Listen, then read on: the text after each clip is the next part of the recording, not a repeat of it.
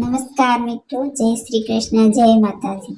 મારી ચેનલમાં તમારા બધાનું હાર્દિક સ્વાગત છે. આજે આપણે સરસ મજાની લોકવાર્તા સાંભળીશું. જરૂરથી પૂરી વાર્તા તમે સાંભળજો. વાર્તાનું નામ છે કે ઘરડા ગાડા વાળે. તો આ કહેવત તો બધાએ તમે સાંભળી હશે કે ઘરડા ગાડા વાળે, તો તેમની વાર્તા પૂરી સાંભળી લેજો. આપણે ઘણી વાર સાંભળ્યું છે કે ઘરડા ગાડા વાળે, પણ વાર્તા કોઈ નહીં સાંભળી હોય તો જરૂરથી આ વાર્તા સાંભળી લેજો. આ લોકવાર્તા એવી છે કે ખૂબ જૂના સમયની વાત છે. એ સમયે જાન બળદગાડામાં જતી હતી. તો ઘરડા માણસો હશે પેલાના, એમને ખબર હશે. તો કોણ કોણ બળદગાડાની જાન લઈને ગયા છે તો કોમેન્ટ કરજો જરૂર. એક ગામમાં એક યુવાનના લગ્ન લેવાયા. આ વરરાજા જરા ઉતાવળા અને આધુનિક વિચારવાળા હતા. તેમણે જાન જોડતી વખતે એક વિચિત્ર શરત મૂકી કે મારી જાનમાં કોઈ પણ વૃદ્ધ કે ઘરડો માણસ નહીં આવે, માત્ર યુવાનો જ આવશે. વડીલોની આ વાત તો ગમી જ નહીં, પણ વરરાજાની જીદ આગળ કોઈનું ચાલ્યું નહીં. જો કે આ જાનમાં એક એવો પણ દીકરો હતો જેને પિતા પ્રત્યે અપાર પ્રેમ હતો. તેમને થયું કે પિતાને એકલા મૂકી મારે કાંઈ જાનમાં જવાય, એટલે તેમણે પિતાને કોઈને ખબર ન પડે એમ ગાડામાં ઘાસની નીચે છુપાવી દીધા અને જાનમાં સાથે લઈ ગયો. જ્યારે જાન કન્યાના ગામે પહોંચી ત્યારે ત્યાંના વડીલોને ખબર પડી કે આ જાનમાં કોઈ અનુભવી માણસ આવ્યો હોય એવું લાગતું નથી, માત્ર જુવાનિયાઓ જ દેખાય છે. તેમણે જાનની પરીક્ષા લેવાનું નક્કી કર્યું.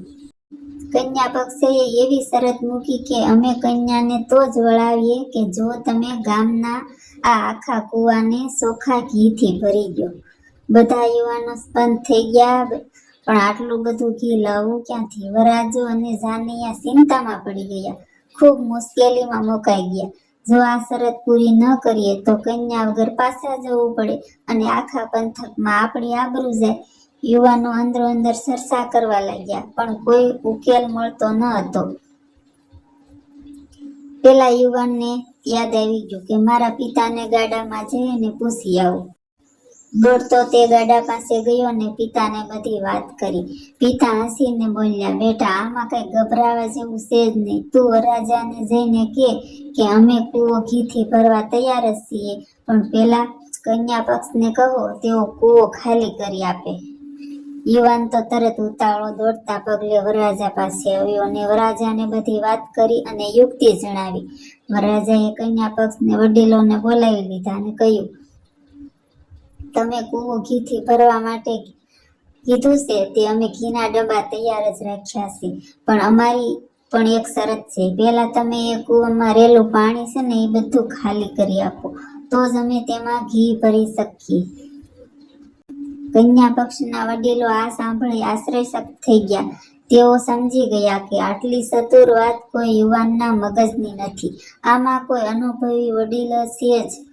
પૂછપરછ કરતા ખબર પડી કે આ ગાડામાં એક વૃદ્ધ પિતા છુપાઈને આવ્યા છે. કન્યા પક્ષે હસીને કહ્યું, તમારી કસોટી પૂરી થઈ ગઈ. અમને ખાતરી થઈ ગઈ કે વડીલો વગર ગાડું પાછું વળે નહીં. તેમણે ધામધૂમથી કન્યાને વળાવી. તો મિત્રો, યુવાનોમાં ઉત્સાહ અને શક્તિ હોય, પણ વડીલો પાસે અનુભવનું ભાથું હોય.